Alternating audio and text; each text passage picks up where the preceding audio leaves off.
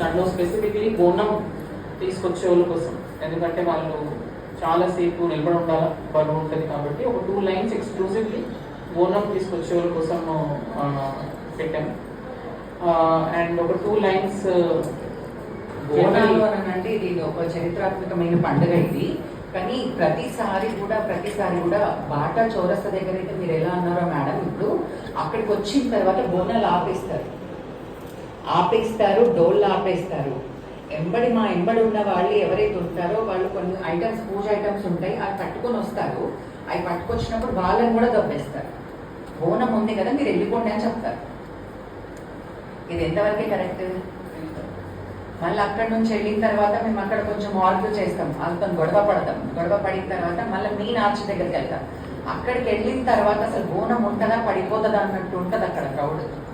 ఆ పోలీసు వాళ్ళు కానీ వాళ్ళు కానీ మొత్తం ఇట్లా నెట్టేస్తుంటారు అందరిని. ఇట్లా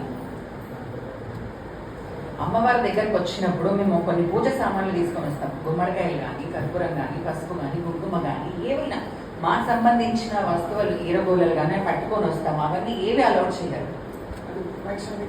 మేము ఎంత హరాస్మెంట్ పోలీసు వాళ్ళకి ఎంత బాధపడుతున్నామో అవన్నీ కాకుండా మేము ఒక మీటింగ్ కండక్ట్ చేసాము.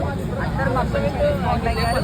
అలాగే మాకు కంప్లీట్గా లైన్ కానీ ఇంకా ఏదైనా దర్శనాలకైనా కానీ కూడా మాకు ఒక డే ఇస్తానని చెప్పారు. పోలీసు వాళ్ళ దగ్గర ఎటువంటి హరాస్మెంట్ ఉంటుంది, బోనాలు ఆపడం కానీ. అలాగే మా ఎప్పుడు బోనాలు ఎక్కువచ్చినప్పుడు కూడా వేరే వాళ్ళు కూడా కొబ్బరికాయలు కదా వాళ్ళని కూడా అలౌట్ చేయాలని చెప్పాము. అయితే వాళ్ళు కూడా ఓకే అని చెప్పారు. మేము ఏదైతే మేము కండిషన్స్ మేము పెట్టామో వాళ్ళన్నిటికీ వాళ్ళు ఒప్పుకున్నారు. చాలా హ్యాపీగా డోలు చెప్పాము, పోతరాజులు ప్రతి ఒక్కటి చేసినాం అనమాట. ఎందుకంటే పోతరాజులు కూడా అక్కడ కరెక్ట్గా కాబట్టి పోతరాజుల కోసం మాట్లాడిన పోతరాజులు వాళ్ళందరి కోసం మాట్లాడినాము. బోనాల